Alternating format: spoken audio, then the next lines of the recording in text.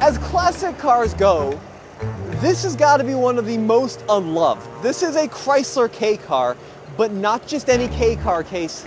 It's the LeBaron. It's the LeBaron Town and Country convertible, one of just 501 made in 1986. And this isn't just any 1986 Chrysler Town and Country LeBaron convertible. This is a very special one. We'll talk about it behind the wheel. Tommy, the LeBaron? The LeBaron, not just any LeBaron. This is the 1986 Chrysler LeBaron Town and Country convertible. It is neither a LeBaron nor a LeBron. And Case, we are out here with Chrysler driving some truly spectacular cars, like that 1955 Chrysler C300 up there. And I think we both agree, this 86 LeBaron might be the cream of the crop. Do we both agree on that? Easily. Because we just drove a couple very cool cars, and Tommy was like, you know, they're cool, but maybe not my favorite thing here. And then he gets into the 4-cylinder turbo, though. Front-wheel drive, the K car. Front-wheel drive, the K car, and Tommy all of a sudden comes alive. My heart just lights up. All kidding aside, though, this was a car that really saved the brand. This was, of course, Lee Iacocca's brainchild, the K chassis.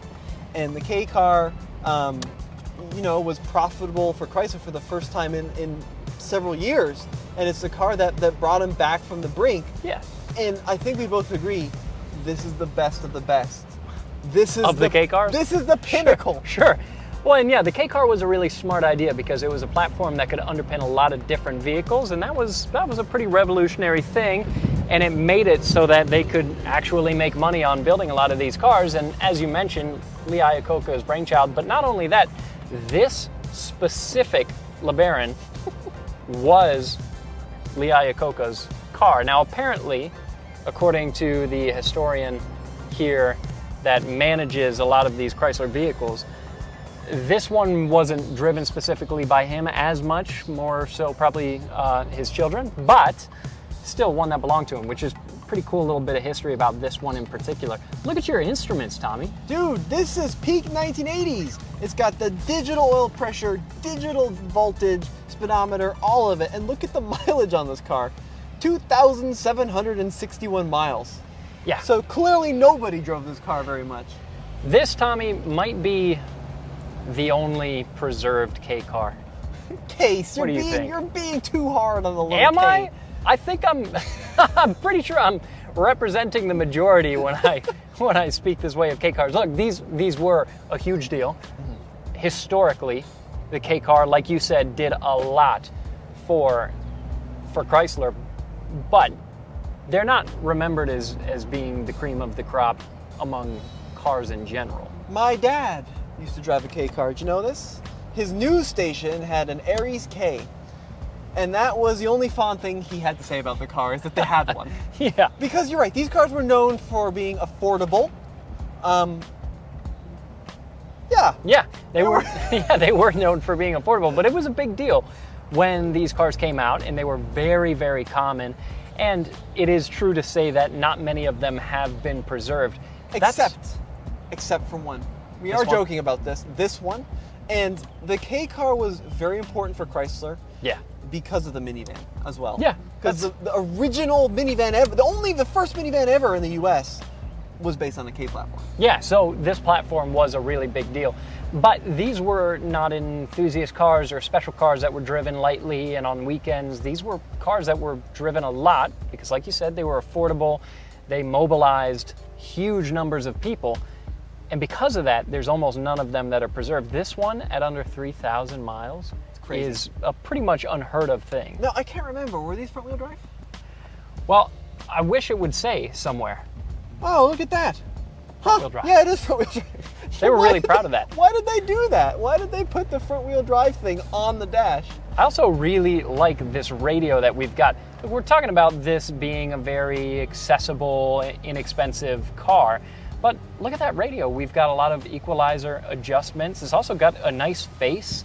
And we've got some pretty decent materials here for the era. So this, as much as these were affordable cars, this is a pretty nice one. I'm not you. You're going to need a bleep there, editor. But I you not. Another bleep. You're going to get behind the wheel of this car and you are going to be shocked at how well it drives. And maybe because it only has 2,000 miles. Maybe at 10,000 miles they fall to a bucket of bits and they drive terribly. And maybe because we were just in a 1958 300 Chrysler 300D. Could be that as well. But the steering, brakes, and suspension on this car feel not far off a brand new car. Well, Tommy, other than its age in years, it is a brand new car. It is a brand new car. It's got under 3,000 miles. And I know, Case, you are not into small front-wheel drive cars usually, but wait till you learn about this engine. 2.2 liters, 4-cylinder, turbo. Guess the power. It's got to be 5,600. 146, which is not a lot, but in a small, lightweight car, not terrible. So we're gonna go around this S-bend, and then I'm not convinced that you need a turbo to achieve 140 horsepower. In 1986, you probably did. But watch this. We're going to circle around here. Make sure there's no traffic because we're going to do nearly 25 miles an hour here. Ready? Let's see it. Full throttle. Oh, you hear the turbo. I wonder if Lee Iacocca ever did that in this car. We could be the first people to go full throttle in Lee's personal car. Did you hear? I bet he gave it some juice. Did you hear that whistle? I did. Apparently, Lee Iacocca wasn't a car person at all. Like they had when they had that Lamborghini merger thing with Chrysler, they lent him a Countach to take home, and he was like, "Why is it so slow?" And it turns out he was driving it in the wrong gears. He didn't know that it had more than 4 speeds. That's an unfortunate bit of history to make it to survive through time. Yes, it is, isn't it? But his legacy will forever be remembered because he saved the brand. Absolutely. With this car. Yeah. The very one. And this was his personally. And there's only So 501 1986 Town and Country convertibles. So it's rare. One thing that I do like, look at the vents in the hood, Tommy.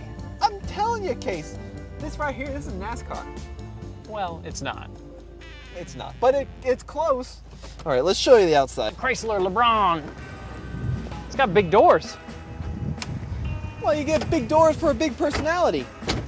Tommy, the most important thing about this car, you know what it is. Hey there. See? People like it. It's the wood. It's the wood. The wood is what does it. Wood. What are you trying to suggest, Tommy? It's not wood. It's plastic.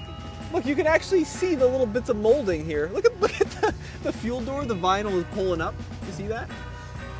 Take that back. Okay, sorry. I won't make fun of it. The wood paneling is horrible. Is it? I think it matches the car perfectly.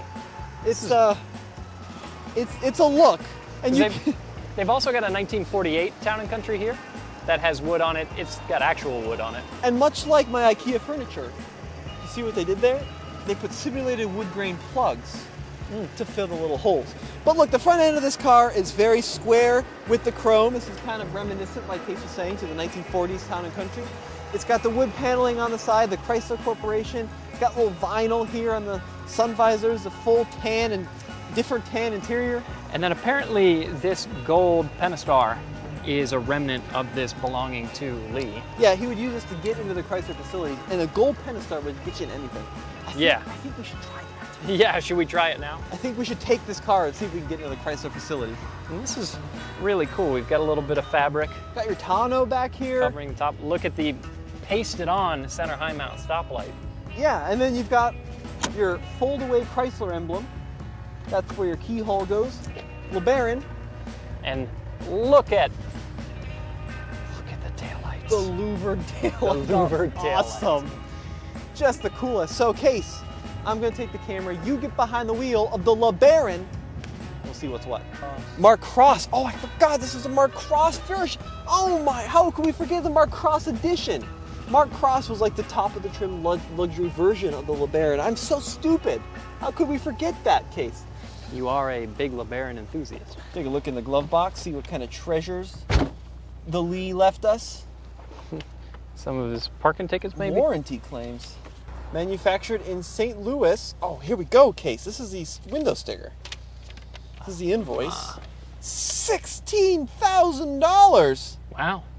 for a LeBaron This has got the Mark Cross. This is 15 grand. It's got the Town and Country package. Transmission torque flight 3-speed, no charge. 2.2 liter turbo. You have to pay $500 for a turbo engine case. Yeah, a little And rich for my blood. They gave you 9 gallons of gas. Nice. Maybe not a full tank, but you got 9 gallons in there. Power top, Power top. which is also pretty sweet. Get that bad boy into drive on that stainless steel Case immediately loves it. It does feel a lot more modern than the 50s cars we've been driving, but otherwise, I don't know, it feels like an easy to drive older convertible. Yeah, Case. This thing is... Oh man, I keep forgetting my seatbelt in these cars. I'm not going to end up on the news because this nerd dies in '86 LeBaron. Hasn't happened in a lot of years. Not going to be the first. Case is making an overtaking maneuver. Overtaking an Escalade in the LeBaron. Yeah. Tommy, I gotta say, of all the cars that we've driven today, the fact that this is the one that made you really light up, not the 55 C300, Not the turbine car. not the 63 turbine car, but the 86 LeBaron. You are a strange individual. I'm a strange guy. Yeah, I mean, I think that's all there is to say about it. I know these cars are not objectively very good, but driving one like this with under 3,000 miles, owned by Lee Iacocca, is a pretty cool experience. Yeah, that's what truly makes this special, is that this car has been preserved, and it's genuinely one of the only ones, or one of the very few. I would say it's nearly impossible to find any other K car, as many as they made, and they made a lot, under 3,000 miles. Good luck. Yeah, this is it. This is probably the nicest K car in existence. Exactly. Which makes this the coolest day we've ever had at work.